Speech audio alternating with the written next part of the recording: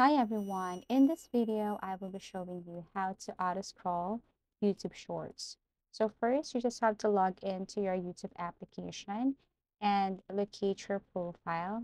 You can see that at the top right corner, tap that one. And then there what you're going to do is just simply scroll down and look for settings.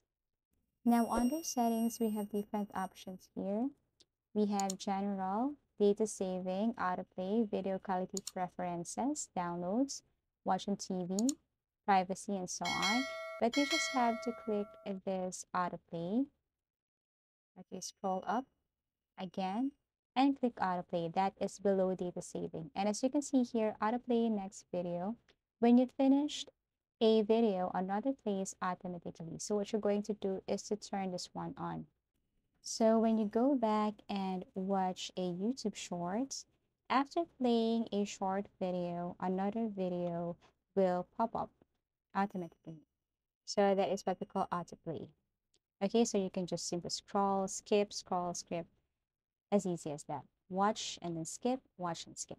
Now, if you want to change the quality of your video, you just have to go to video quality preferences and change that to high quality. So that's it. That's how easy it is to auto scroll YouTube Shorts. Thank you for watching and see you again in our next video tutorials.